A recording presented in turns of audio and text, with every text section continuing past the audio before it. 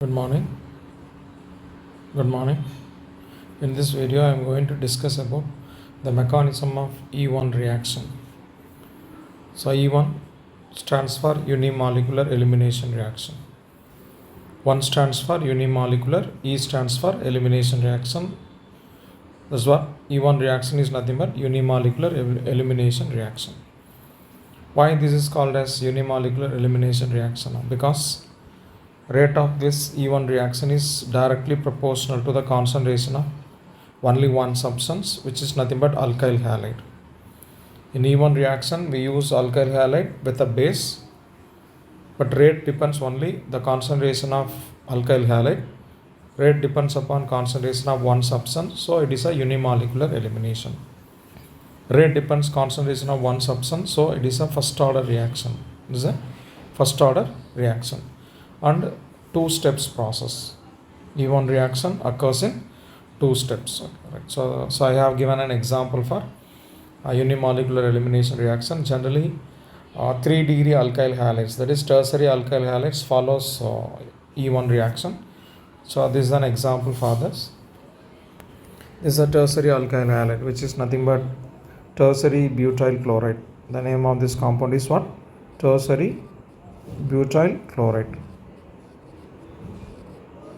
Yeah, when this reacts with alcoholic potassium hydroxide, it undergoes elimination reaction.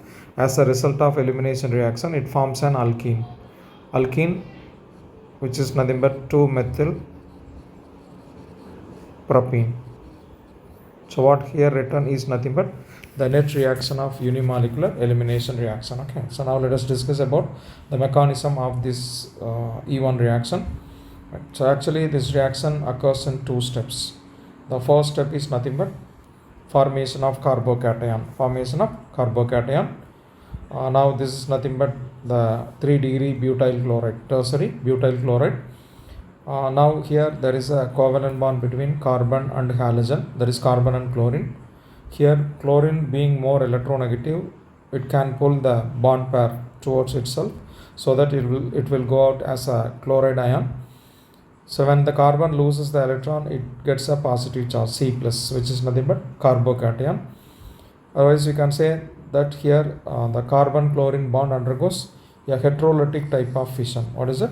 A heterolytic type of fission in which the bond pair is retained by any one of the atoms. So this is nothing but the first step. It is a reversible step and it is a slow step.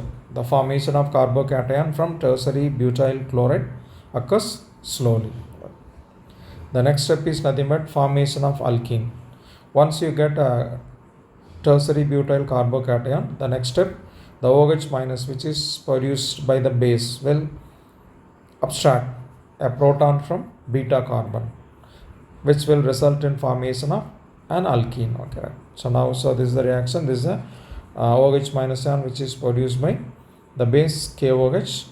Now it will abstract H plus from beta carbon. The carbon which carries positive charge is nothing but alpha carbon, and the next one beta carbon. Now the OH minus ion from the base will take up a proton H plus from beta carbon. Now what will happen is that bond pair between carbon and that hydrogen will move between alpha carbon and beta carbon, so that as a result we are getting a new double bond. Okay, that results in formation of an alkene. The name of the alkene is nothing but 2-methyl propene. Okay, right.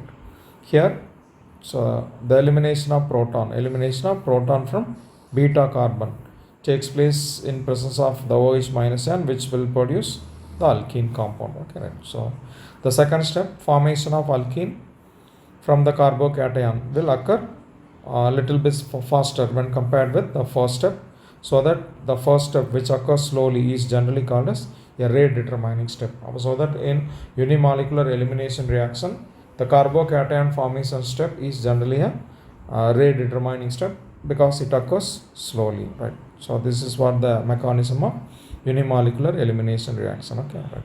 I hope you understood the simple example. Thank you very much.